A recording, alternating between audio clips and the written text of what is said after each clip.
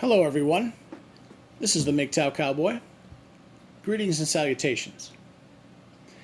I was having a collection of ideas, a collection of thoughts and memories that I wanted to share with all of you.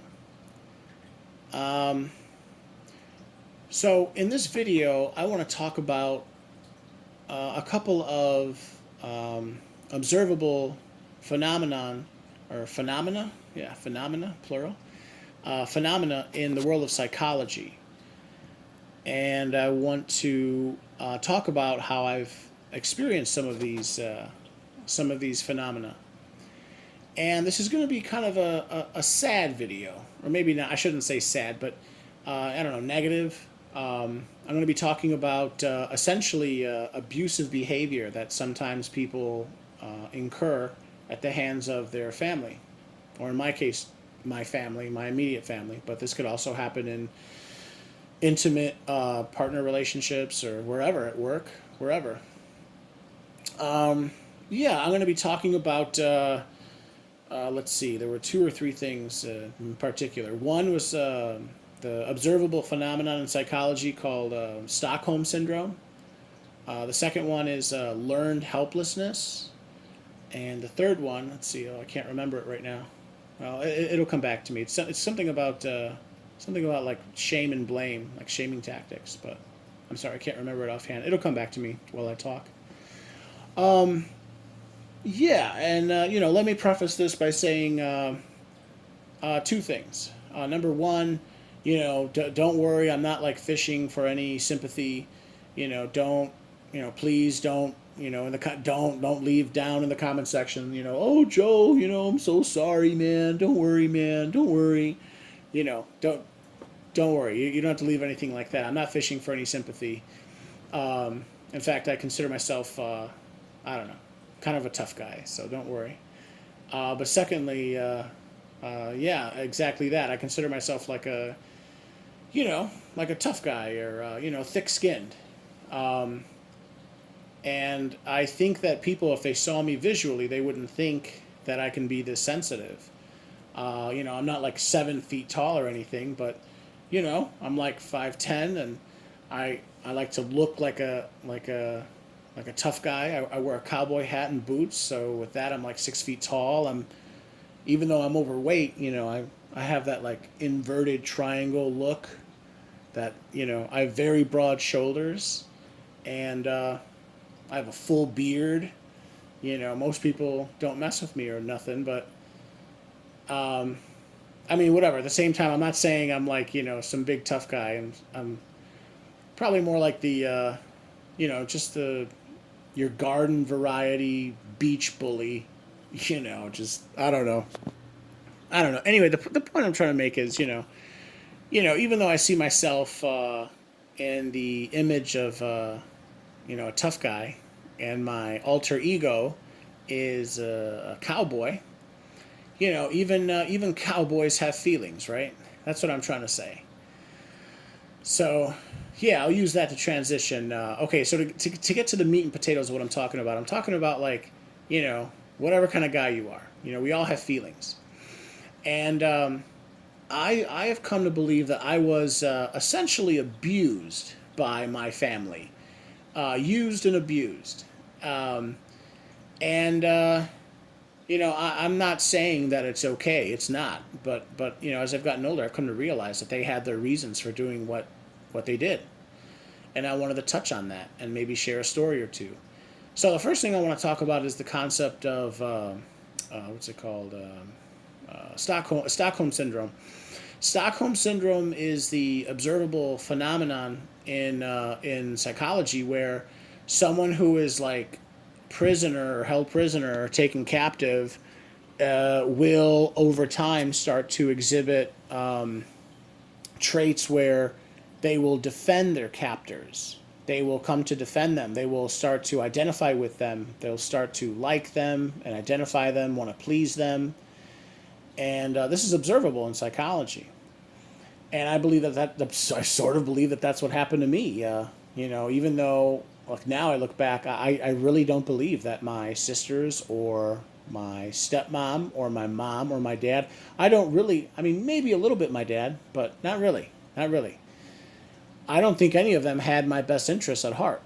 I think maybe a little bit my dad. I think out of all of them, my dad cared for me the most. I really do believe that.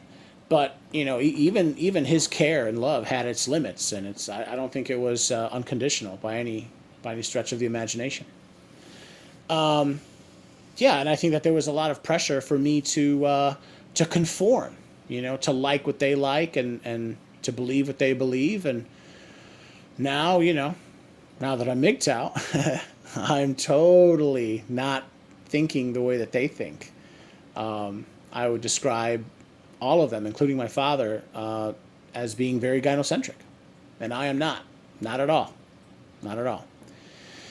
And so yeah, that's Stockholm syndrome. I think I was sort of you know, raised to identify with them and what they want and all that. Even though at the same time, it's almost like I was being held captive until whatever you turn 18. But the point is, I was not encouraged to express my own identity, and I don't think that that's healthy. And well, I think it's healthy for them, but it's not healthy for me. It's not healthy for the person, for the captive, so to speak. So I wanted to mention that. Let's see. Moving on, I wanted to talk about what was it? Shaming tactics. Yeah. I remember now. I think it was negative reinforcement is what I forgot to mention. I wanted to talk about negative reinforcement. So, negative reinforcement is this tactic in psychology where it's similar to the what's it called, Pavlov and Pavlov's dog, where you can train a response. So negative reinforcement is basically a type of psychological control that you can exert over someone where you want them to do something, and you're going to ultimately you don't want them to do something. You want them to make one decision and not another, but they want to make the other decision because it's in their best interest. So let's say a classic example would be like, you don't want your children stealing cookies from the cookie jar. So if you ever catch them stealing cookies out of the cookie jar, you slap their hand. They got a slap on the wrist. You literally slap them. Well, that creates negative reinforcement. That's what negative reinforcement is. The children become scared of the punishment, and I think that that's good to a certain extent. However, I also think that can be abused. And I'm sorry to say it, again, I'm not fishing for sympathy, but I'm telling you, I think that was abused in my case. I think,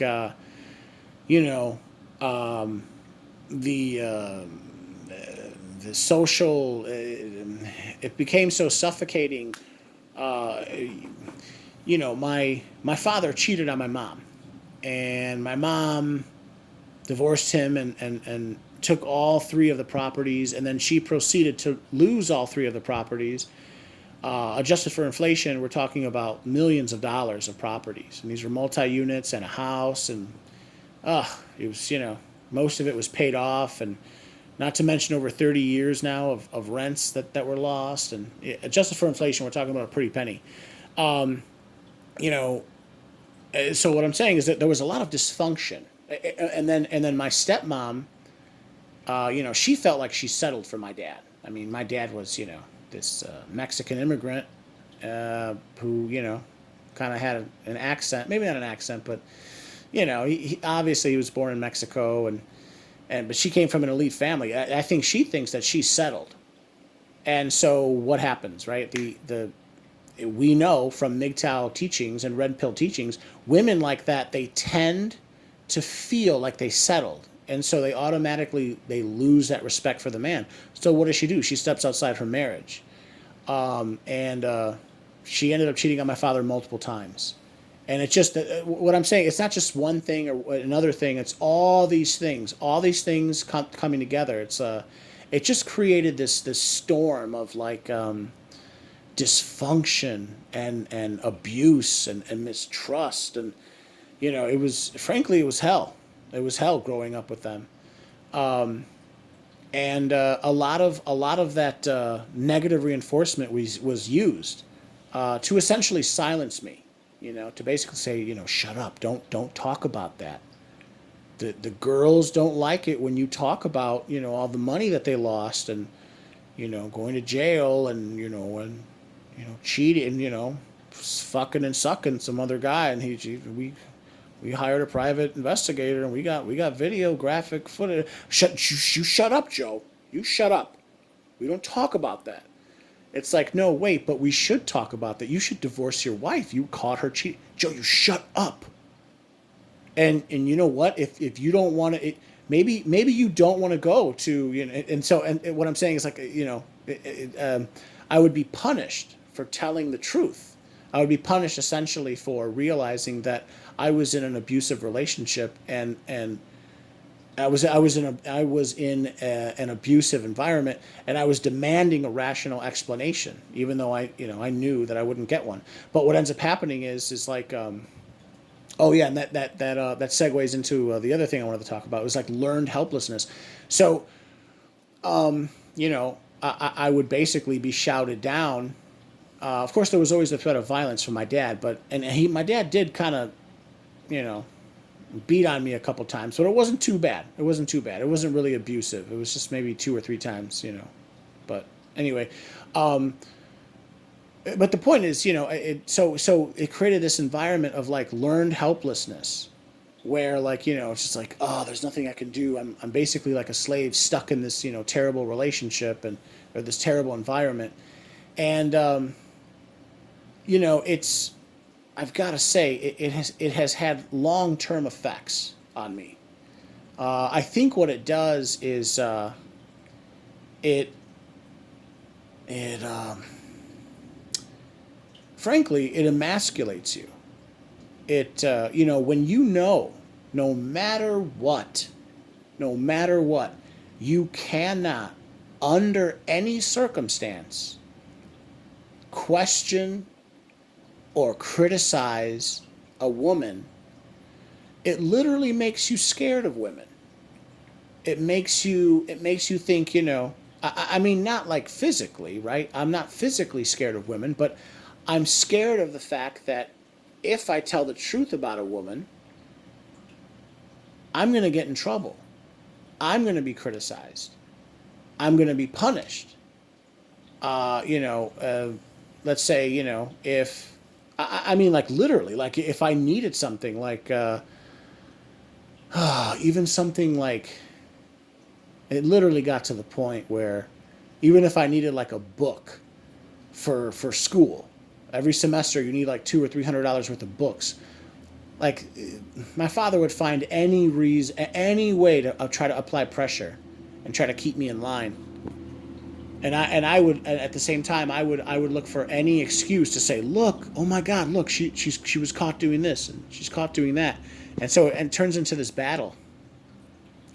It's really terrible. I'll tell you, it's really terrible, and I'm glad to be on my own now. Let's see. So I'm sorry. There is, let's see, Stockholm syndrome. There's learned helplessness. I talked about that. I guess at this point I can give a quick anecdote. Oh yeah, I wanted to also talk about shame and blame, and the anecdote I'll tell will be about shame and blame. Okay, so again, I claim to have come from like a sort of an environment of like dysfunction, a lot of abuse, lying, cheating, all that stuff. I remember I was having a conversation with an aunt of mine, an aunt, one of my Mexican aunts, and this woman does not know me very well. Um, I would say in my entire life, I've probably spent like literally less than 20 or 30 hours with her, 20 or 30 hours with her ever. In all social, you know, all social meetups, everything. I barely knew this woman. And for whatever reason, her and I were talking a little bit, like we had, I guess, exchanged phone numbers. And at one point, she called me, and I pulled into a parking lot of a supermarket, and I had this like half an hour conversation with her, and it was terrible. She all she was doing was shaming me the whole time. This woman who barely knew anything about me, all she was doing was shaming me, blaming me. Everything's my fault. She probably used the word ashamed. She probably told me that the phrase, I should be, Joe, you should be ashamed of yourself. She probably said that exact line at least like 5 times in like a half an hour conversation. But I really had not done much to deserve that sort of treatment. In fact, again, the stuff that my parents have done is way worse. But what I've come to understand is, what I'm about to say right now is terrible. Is terrible to say this, but I honestly, 100%, genuinely believe this, what I'm about to say. I believe that there is such a strong desire to control men that women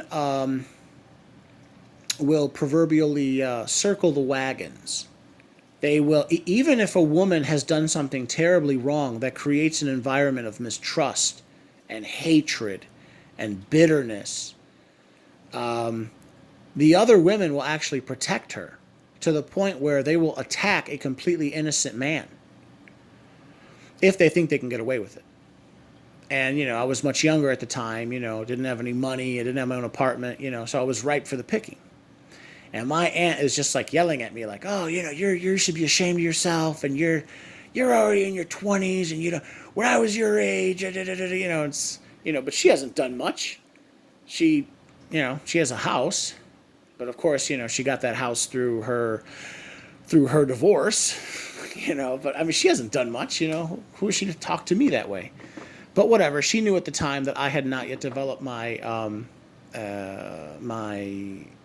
what's it called? My ego, my self-esteem had not yet been properly developed, so she can kind of get away with it, and she was.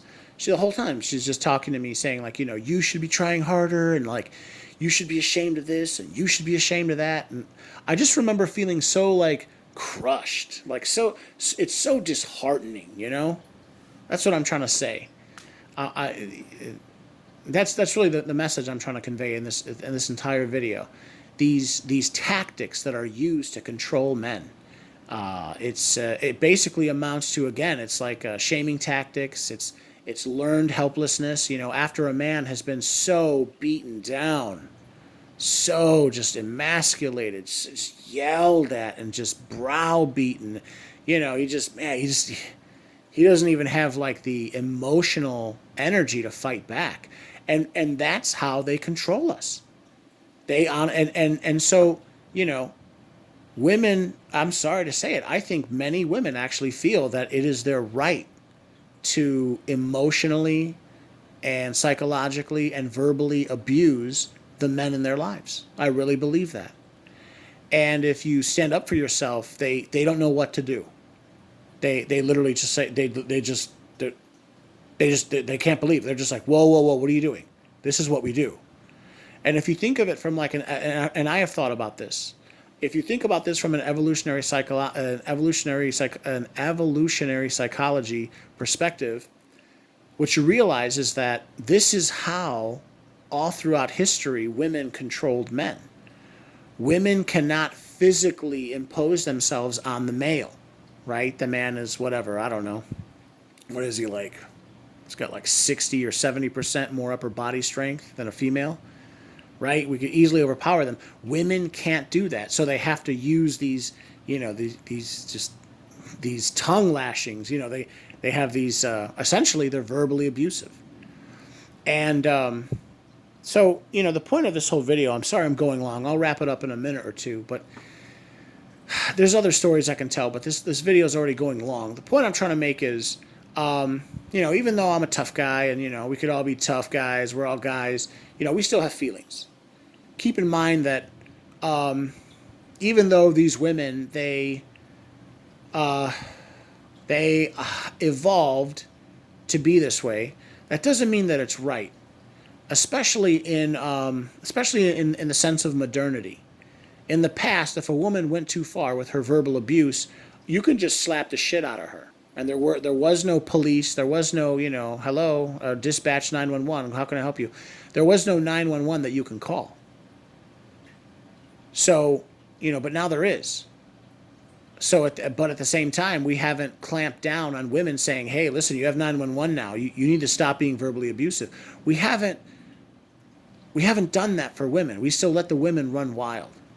So, what I'm saying is, I think that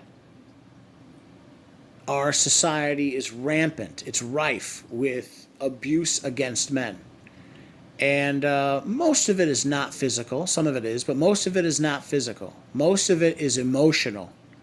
And it is verbal. And it's psychological. And that's how women try to control you. Constantly shaming you. Constantly blaming you. Constantly calling you names. And they know that they can, they want to create psychologically an environment where you are always craving their affection, their affirmation, their acceptance. They know that. And they know that they can use that. They know that you want their acceptance, and they know that they can use that. It's very it's very sociopathic, actually. But it's actually the only real method that they have to control us. And so I just wanted to talk about that. Like it is abusive, but if you think about it, it's the only thing that they can do to control us. And yes, it's very, very sociopathic. It's very manipulative. But as Arthur Schopenhauer, the was it 19th century German philosopher, as he puts it, nature has endowed women with all the tools necessary for them to ensure their survival. And it is just sad to say, but that is their number one way of controlling men. Shame and blame, and they use it like a lever. It's a lever that they can just push at any time, or at least that's what they think. That's what they want. They want to maintain a social environment where they can always just treat us they can always just treat us any old way, and we just have to take it. But I don't believe in that.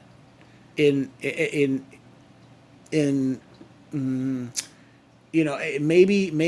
when we lived on the veldt, maybe when we lived on the Serengeti, that was acceptable. But we live in a modern society now, and it's unacceptable, in my opinion, to abuse men in that way. So I'm sorry. Now I'm going long. I'll leave it at that. Guys, learn about psychology, learn about, gender dynamics. Tell your friends, tell your neighbors. Men need to understand. Men need to learn about psychology and how people can try to manipulate them, especially women. And I have found that learning about psychology has helped me, analyze what has happened. And now I can analyze people much better and much quicker. I can tell basically a person's intentions typically within like a minute or two from talking with them. So anyway, again, I'm sorry I'm going long. Everyone, this is the Mgtow Cowboy. If you like my content, please like, please comment, please subscribe, and please share. And I'll leave it at that. Have a good rest of your day. All right, bye now.